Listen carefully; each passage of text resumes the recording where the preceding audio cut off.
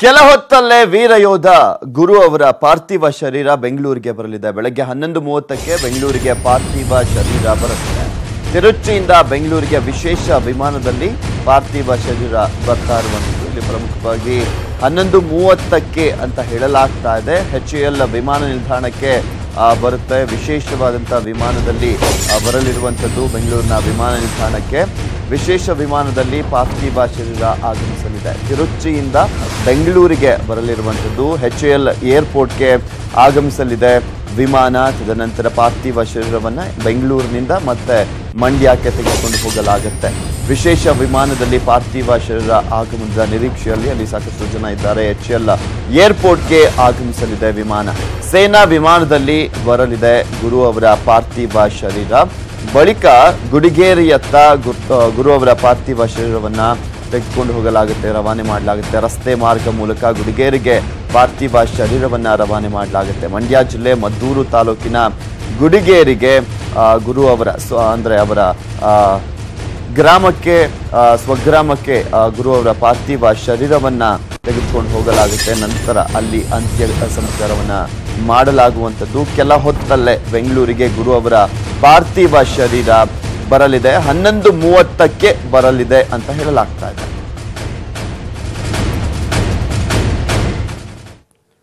ಯೋಧ ಗುರು ಪಾರ್ಥಿವ ಶರೀರ ಆಗಮನ ವಿಳಂಬ ಆಗುತ್ತೆ ಅಂತ ಹೇಳಲಾಗ್ತಾ ಇದೆ. ಇನ್ನೂ ಸ್ವಗ್ರಾಮ ತಲುಪದ ಗುರು ಅವರ ಪಾರ್ಥಿವ ಶರೀರ. ಹೀಗಾಗಿ ವಿಳಂಬದ ಹಿನ್ನೆಲೆಯಲ್ಲಿ ಸಂಬಂಧಿಕರು ಮತ್ತು ಗ್ರಾಮಸ್ಥರು ಪ್ರತಿಭಟನೆಯನ್ನ ಮಾಡ್ತಾ ಇದ್ದಾರೆ. ಯೋಧ ಗುರು ಅವರ ಪಾರ್ಥಿವ ಶರೀರ ಇನ್ನೂ ತಡವಾಗ್ತಾ ಇರುವಂತ ಹಿನ್ನೆಲೆಯಲ್ಲಿ, ಇನ್ನೂ ಕೂಡ ಸ್ವಗ್ರಾಮಕ್ಕೆ ಬರದೇ ಇರುವಂತ ಹಿನ್ನೆಲೆಯಲ್ಲಿ, ವಿಳಂಬದ ಹಿನ್ನೆಲೆಯಲ್ಲಿ ಸಂಬಂಧಿಕರು ಮತ್ತು ಗ್ರಾಮಸ್ಥರು ಪ್ರತಿಭಟನೆಯನ್ನ ನಡೆಸ್ತಾ ಇದ್ದಾರಂತೆ. ಮದ್ದೂರು ಮಳವಳ್ಳಿ ಹೆದ್ದಾರಿ ತಡೆದು ಪ್ರತಿಭಟನೆಯನ್ನ ಮಾಡ್ತಾ ಇದ್ದಾರೆ. ರಸ್ತೆ ತಡೆ ಮಾಡಿ ಗ್ರಾಮಸ್ಥರಿಂದ ಪ್ರತಿಭಟನೆಯನ್ನ ಮಾಡಲಾಗ್ತಾ ಇದೆ. ಶೀಘ್ರವೇ ಗುರು ಪಾರ್ಥಿವ ಶರೀರ ರವಾನೆಗೆ ಆಗ್ರಹವನ್ನ ಮಾಡಲಾಗ್ತಾ ಇದೆ.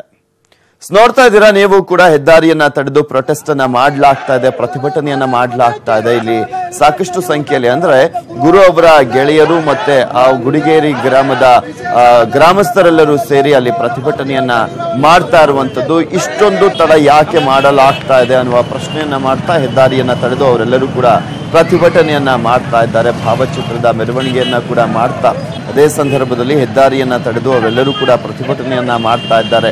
ಶೀಘ್ರವೇ ಗುರು ಪಾರ್ಥಿವ ಶರೀರವನ್ನ ಕಳಿಸ್ಕೊಡ್ಬೇಕು ಇಲ್ಲಿಗೆ ಅನ್ನುವ ನಿಟ್ಟಿನಲ್ಲಿ ಅವರು ಪ್ರತಿಭಟನೆಯನ್ನ ಮಾಡ್ತಾ ಇರುವಂತದ್ದು. ಸೊ ಹೀಗಾಗಿ ಅಲ್ಲಿ ಸಂಚಾರ ಅಸ್ತವ್ಯಸ್ತ ಆಗಿದೆ. ಈ ಹೆದ್ದಾರಿ ಬಂದಾಗ್ತಾ ಇರುವಂತಹ ಹಿನ್ನೆಲೆಯಲ್ಲಿ ಸಂಚಾರ ಅಸ್ತವ್ಯಸ್ತ ಆಗಿದೆ. ಇನ್ನು ಗ್ರಾಮಸ್ಥರು ಮತ್ತು ಒಂದ್ ಕಡೆ ಅವರ ಕುಟುಂಬದವರ ಆಕ್ರಂದನ ಮುಗಿಲು ಮುಟ್ಟಿದೆ.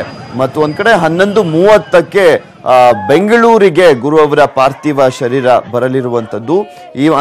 ಈ ಮುಂಚೆ 3 ಗಂಟೆಗೆ ಅಂತ ಹೇಳಲಾಗ್ತಾ ಇತ್ತು. ಈಗ 11:30ಕ್ಕೆ ಗುರು ಅವರ ಪಾರ್ಥಿವ ಶರೀರ ಬರುತ್ತೆ ಅಂತ ಹೇಳಲಾಗ್ತಾ ಇದೆ.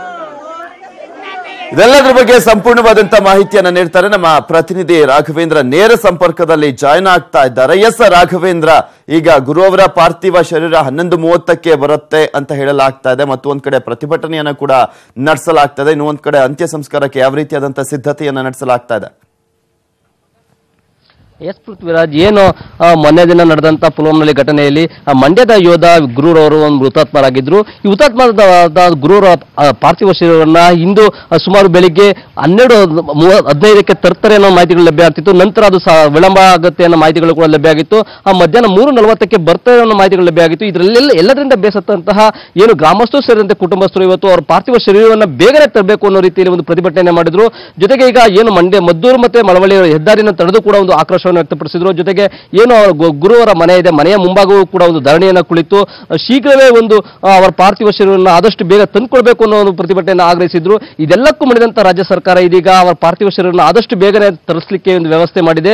ಏನು ಇಂದು ವಿಶೇಷ ವಿಮಾನದ ಮೂಲಕ ದೆಹಲಿಯಿಂದ ಬಂದು ದೆಹಲಿ ತಿರುಚಿಗೆ ಬಂದು ತಿರುಚಿಯಿಂದ ಕ್ಯಾಲಿಕಟ್ ಮಾರ್ಗವಾಗಿ ಮೊದಲೇ ಮಾರ್ಗವಾಗಿ ಬೆಂಗಳೂರಿಗೆ ಬರ್ತಂತೆ HAL ವಿಮಾನವನ್ನು ಇದೀಗ ಆ ತಿರುಚಿಯಿಂದಲೇ ಸೀದಾ ಏನು ವಿಶೇಷ ವಿಮಾನದ ಮೂಲಕ ಬೆಂಗಳೂರಿಗೆ ತರುವಂತಹ ಒಂದು ವಿಶೇಷ ವಿಮಾನದ ವ್ಯವಸ್ಥೆಯನ್ನು ಕೂಡ ರಾಜ್ಯ ಸರ್ಕಾರ ಮಾಡಿರೋದು.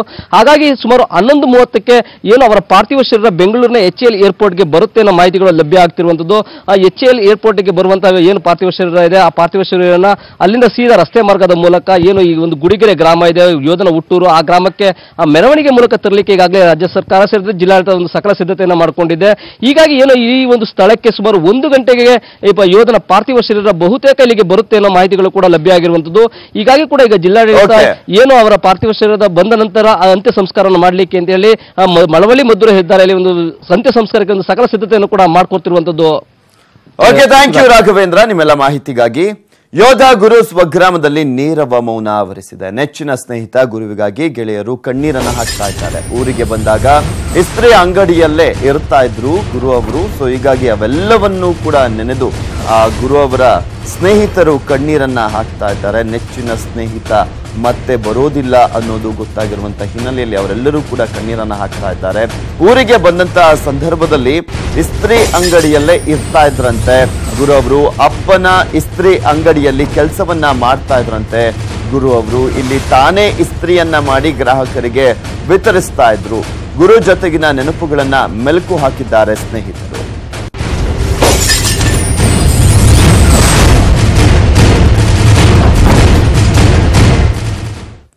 ಈ ಬಗ್ಗೆ ನಮ್ಮ ಪ್ರತಿನಿಧಿ ಪುಟ್ಟಪ್ಪ ವಾಕ್ತೃವನ್ನ ಮಾಡಿದ್ದಾರೆ, ನೋಡ್ಕೊಂಬೋಣ. ಗುರು ಕೇವಲ ಸೈನಿಕನಾಗಿ ಮಾತ್ರ ಇರಲಿಲ್ಲ, ದೇಶ ಕಾಯೋದೆ ನನ್ನ ಕೆಲಸ ಅಂತ ಯಾವತ್ತೂ ತನ್ನ ಒಂದು ಸೀಮಿತ ಪ್ರಪಂಚದಲ್ಲಿ ಬದುಕಲಿಲ್ಲ. ಆತ ಒಬ್ಬ ಇಡೀ ಕುಟುಂಬಕ್ಕೆ ಒಳ್ಳೆಯ ಮಗನಾಗಿದ್ದ. ಆ ಕುಟುಂಬದಲ್ಲಿ ನಿರ್ವಹಿಸಬೇಕಾದಂಥ ಎಲ್ಲ ಜವಾಬ್ದಾರಿಯನ್ನ ನಿಸ್ವಾರ್ಥವಾಗಿ ನಿರ್ವಹಿಸ್ತಾ ಇದ್ದಂಥ ವ್ಯಕ್ತಿ. ನಿಜಕ್ಕೂ ಅವರ ಸಾಧನೆಯ ಜೊತೆಗೆ ಅವರ ಜವಾಬ್ದಾರಿ ನಿರ್ವಹಣೆಯೂ ಸಹ ಎಲ್ಲರಿಗೂ ಸಹ ಮಾದರಿಯಾಗಿದೆ. ಯಾಕಂದರೆ ಅವರು ಸೈನಿಕನಾಗಿದ್ದರೂ ಸಹ ತನ್ನ ಮನೆಯ ವೃತ್ತಿಯನ್ನು ಸಹ ಅವರು ಬಿಡಲಿಲ್ಲ. ಅವರ ಬಿಡುವಿನ ವೇಳೆಯಲ್ಲಿ ಪ್ರಮುಖವಾಗಿ ಅವರು ರಜೆಗೆ ಬಂದಾಗ ಅವರ ಕುಟುಂಬ ನಿರ್ವಹಿಸ್ತಾ ಇದ್ದಂಥ ಇಸ್ತ್ರಿ ಅಂಗಡಿಯನ್ನು ಅವರು ಯಾವಾಗಲೂ ನಡೆಸ್ತಾ ಇದ್ರು. ಅಲ್ಲಿ ಬಂದು ಇಸ್ತ್ರಿ ಮಾಡುವಂಥ ಕೆಲಸವನ್ನು ಮಾಡ್ತಾ ಇದ್ರು. ಅದಕ್ಕೆ ಉದಾಹರಣೆ ಈಗ ನಾವು ನಿಂತಿರುವಂಥ ಈ ಒಂದು ಇಸ್ತ್ರಿ ಅಂಗಡಿ. ಈ ಒಂದು ಇಸ್ತ್ರಿ ಅಂಗಡಿಯನ್ನು ಅವರ ಕುಟುಂಬಸ್ಥರು ಹಲವು ವರ್ಷಗಳಿಂದ ನಡೆಸ್ಕೊಂಡು ಬರ್ತಾ ಇದ್ರು. ಗುರು ಅವರು ಸೇನೆ ಸೇರಿದ ಮೇಲೂ ಈ ಒಂದು ಕೆಲಸವನ್ನು ಮುಂದುವರಿಸ್ತಾ ಇದ್ರು. ಅವರು ಯಾವಾಗ ಮಂಡ್ಯಗೆ ರಜೆಗೆ ಆಗಮಿಸ್ತಾ ಇದ್ರು ಮತ್ತು ರಜೆ ದಿನಗಳಲ್ಲಿ ಬಿಡುವಿನ ಸಮಯದಲ್ಲಿ ಅಂಗಡಿಯಲ್ಲಿ ಕುಳಿತುಕೊಂಡು ಅವರ ತಂದೆ ಮತ್ತು ತಾಯಿಗೆ ಸಹಾಯವನ್ನು ಮಾಡ್ತಾ ಇದ್ರು. ಸ್ವತಃ ಅವರೇ ಇಸ್ತ್ರಿಯನ್ನು ಮಾಡಿ ಒಂದು ಏನು ಅಲ್ಲಿ ಆ ಅಂಗಡಿಗೆ ಬರ್ತಾ ಇದ್ದಂಥ ಎಲ್ಲ ಗ್ರಾಹಕರಿಗೆ ಅವರು ಬಟ್ಟೆಯನ್ನು ವಿತರಣೆ ಮಾಡ್ತಾ ಇದ್ರು. ಆ ಒಂದು ನೆನಪು ಈಗ ಈ ಅಂಗಡಿಯಲ್ಲಿ ಮಾತ್ರ ಕಾಣಿಸ್ತಾ ಇದೆ. ನಾವು ದೃಶ್ಯಗಳಲ್ಲಿ ನೋಡ್ಬೋದು. ಹಳೆ ಕಾಲದ ಇಸ್ತ್ರಿಯನ್ನ ಅಂದ್ರೆ ಯಾವಾಗ ಇಸ್ತ್ರಿ ಅಂಗಡಿಯಲ್ಲಿ ಮೊದಲು ಹೇಗೆ ಇಸ್ತ್ರಿಯನ್ನ ಬಳಸ್ತಾ ಇದ್ರು ಆ ಒಂದು ಇಸ್ತ್ರಿಯನ್ನ ಇಟ್ಕೊಂಡು ಅವರ ಕುಟುಂಬಸ್ಥರು ಈಗಲೂ ಸಹ ಆ ಒಂದು ವ್ಯಾಪಾರವನ್ನು ಮಾಡ್ತಾ ಇದ್ರು. ಅವರು ಇನ್ನೂ ಸಹ ಆಧುನೀಕರಣಕ್ಕೆ ಒಪ್ಕೊಂಡಿರಲಿಲ್ಲ. ಯಾವುದೇ ಎಲೆಕ್ಟ್ರಾನಿಕ್ ಐರನ್ ಬಾಕ್ಸ್ಗಳನ್ನ ತೆಗೆದುಕೊಂಡು ಅದನ್ನ ಮಾಡ್ತಾ ಇಲ್ಲ. ಇಜ್ಜಿಲನ್ನ ಬಳಸಿ ಆ ಒಂದು ಇಸ್ತ್ರಿಯನ್ನ ಮಾಡ್ತಾ ಇದ್ರು. ಇದು ಸಾಂಪ್ರದಾಯಿಕವಾಗಿ ಮೊದಲಿಂದಲೂ ಸಹ ಈ ಭಾಗದಲ್ಲಿ ನಡೆಸ್ಕೊಂಡು ಬರುವಂತ ಒಂದು ಹುದ್ದೆ ಆಗಿದೆ. ಆ ಒಂದು ಕರ್ತವ್ಯವನ್ನು ಅವರು ನಿರ್ವಹಿಸ್ತಾ ಇದ್ರು. ಈ ಒಂದು ಅಂಗಡಿಯಲ್ಲಿ ಒಂದು ಸಣ್ಣ ಮಟ್ಟದ ವ್ಯಾಪಾರವನ್ನು ಮಾಡ್ಕೊಳ್ತಾ ಇದ್ರು. ಅದಷ್ಟೇ ಅಲ್ಲ, ಇಡೀ ಮನೆಯ ಜವಾಬ್ದಾರಿಯನ್ನು ನಿರ್ವಹಿಸ್ತಾ ಇದ್ರು. ಅವರು ರಜೆಗೆ ಬಂದಾಗ ಈ ಊರಿನ ಜೊತೆ ಅವರ ಒಡನಾಟ ಹೇಗಿತ್ತು ಆ ಬಗ್ಗೆ ಮಾತನಾಡೋದಕ್ಕೆ ಸಾಕಷ್ಟು ಜನ ನಮ್ಮ ಜೊತೆ ಅವ್ರನ್ನ ಮಾತನಾಡ್ಸೋಣ. ಸರ್ ಹೇಳಿ, ಗುರು ಅವರು ಬರೀ ಕೇವಲ ಸೈನಿಕನಾಗಿ ಮಾತ್ರ ಸೀಮಿತವಾಗಿರಲಿಲ್ಲ. ಅವರು ಒಂದು ಇಡೀ ಮನೆಯ ಜವಾಬ್ದಾರಿಯನ್ನು ತೆಗೆದುಕೊಂಡಿದ್ರು. ಅವರು ಕರ್ತವ್ಯವನ್ನು ನಿರ್ವಹಣೆ ಮಾಡ್ತಾ ಇದ್ರು. ಊರಿಗೆ ಬಂದಾಗ ಹೇಗಿರ್ತಾ ಇದ್ರು ಸರ್? ಊರಿಗೆ ಬಂದಾಗ ಐರನ್ ಮಾಡ್ಕೊಂಡು ಒಳ್ಳೆ ಫ್ರೆಂಡ್ಸ್ಗೆಲ್ಲ ಫ್ರೆಂಡ್ ಆಗಿತ್ಕೊಂಡಿದ್ರು. ನಾನು ಎಷ್ಟೋ ದಿನ ಹೇಳಿದ್ನೆಲ್ಲ ಕರಿಯ ಯಾಕೆ ಐರನ್ ಮಾಡ್ತಾ ಇದ್ದೆ, ನೀನು ಆರ್ಮಿಲಿ ಇದೆಯಾ, ಇವೆಲ್ಲ ಮಾಡಬಾರ್ದು ಅಂದರೆ ಏನೋ ಮಾಡೋದು ಮಾಡ್ಬಿಡು, ಹಳೆ ಕಾಲದೆಲ್ಲ ನಾವು ಮರೆಯೋಕ್ಕಾಯ್ತದ ಅಂತೆಲ್ಲ ಹೇಳ್ತಿದ್ರು ಸರ್ ಅವರು.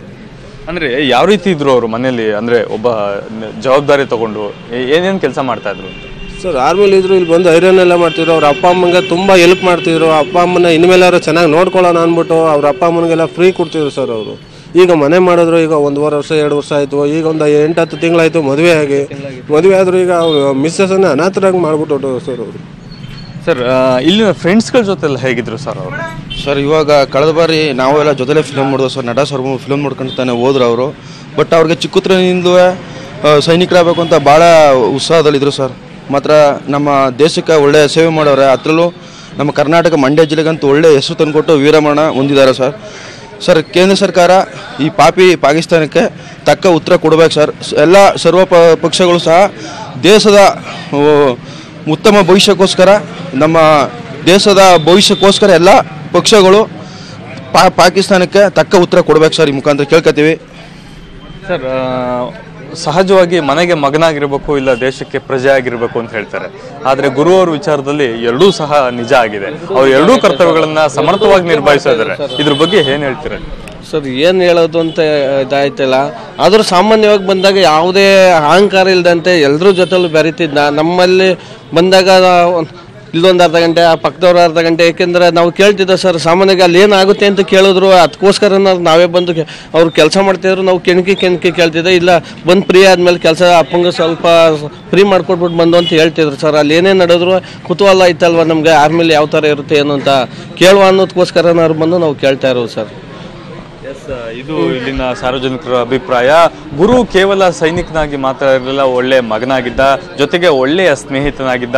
ಆರ್ಮಿ ವಿಚಾರಗಳನ್ನ ಊರಿನಲ್ಲಿ ಹಂಚ್ಕೊಳ್ತಾ ಇದ್ದ, ಮನೆಗೆ ಬಂದು ಇಸ್ತ್ರಿ ಮಾಡ್ತಾ ಇದ್ದ. ಆ ಇಡೀ ಮನೆಯ ಜವಾಬ್ದಾರಿಯನ್ನು ತೆಗೆದುಕೊಂಡು ಒಬ್ಬ ಒಳ್ಳೆಯ ಮಗನಾಗಿ ದೇಶಕ್ಕೆ ಒಳ್ಳೆಯ ಪ್ರಜೆಯಾಗಿ ಇದ್ದುದು ಅವರ ದೊಡ್ಡ ಸಾಧನೆಯನ್ನು, ಅವರ ನೆನಪುಗಳನ್ನ ಎಲ್ಲಿನ ಎಲ್ಲ ಸ್ಥಳೀಯರು ಮಾಡ್ಕೊಳ್ತಾ ಇದ್ದಾರೆ. ಮಧು ಜೊತೆ ಪುಟ್ಟಪ್ಪ, ನ್ಯೂಸ್ 18 ಕನ್ನಡ, ಮಂಡ್ಯ.